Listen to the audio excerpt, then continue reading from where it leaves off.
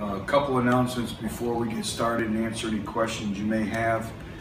Dan O'Brien's been suspended for violation of team rules and policies, so he will miss the Oklahoma game, and then there's been no timetable set for his return.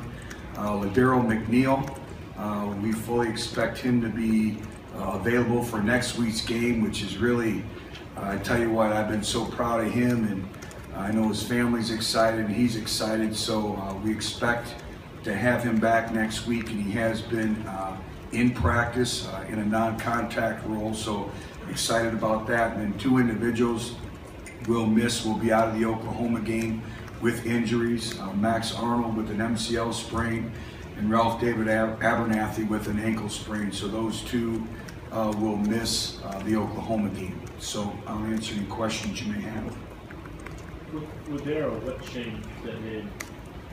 Well, everything is about precautionary, taking precautionary measures and opinions, and he flew to Texas to meet with some doctors that come highly recommended that deal with the National Football League. He had a full examination, MRI, all that, and after that they concluded that it's safe for him to play football, for him to get back on the practice field and start competing.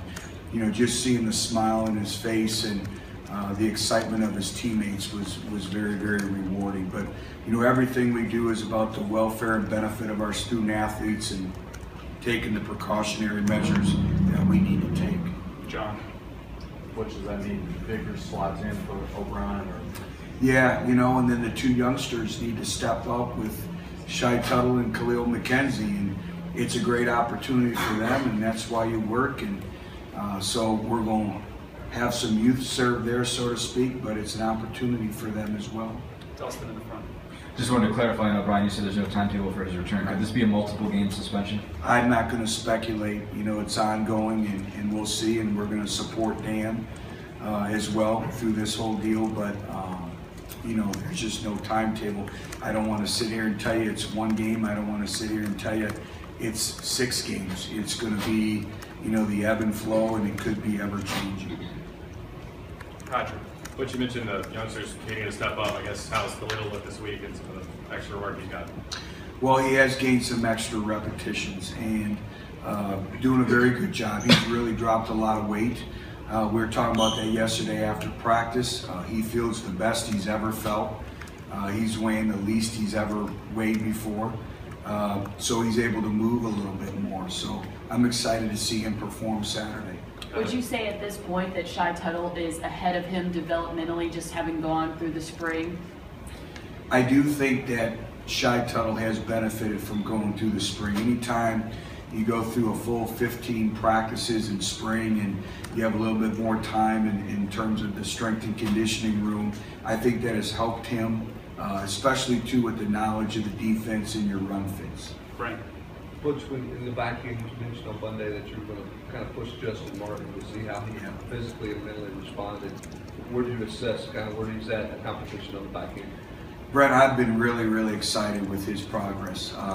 He's healthier, he's much more confident. Now, how many repetitions will he gain on Saturday? I can't answer that. The game will dictate a lot of that. But I've been very pleased with his competitiveness, with getting out there, how he's been fundamentally, how he's been locked in, and not just from a defensive standpoint, but also from a special team standpoint as well. Jimmy. But who are your starting wide receiver? We don't have starters.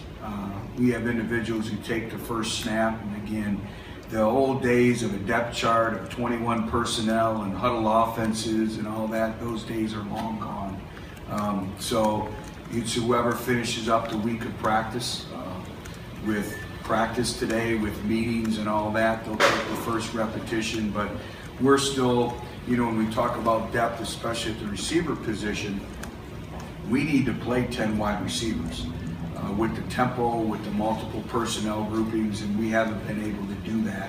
Having Pig Howard back this week will help those matters. But we want to get to a point where we have great depth, where we can play multiple individuals. Michael in the back. Coach, that being said, what have you seen from Pig and his response to the suspension? How big of a role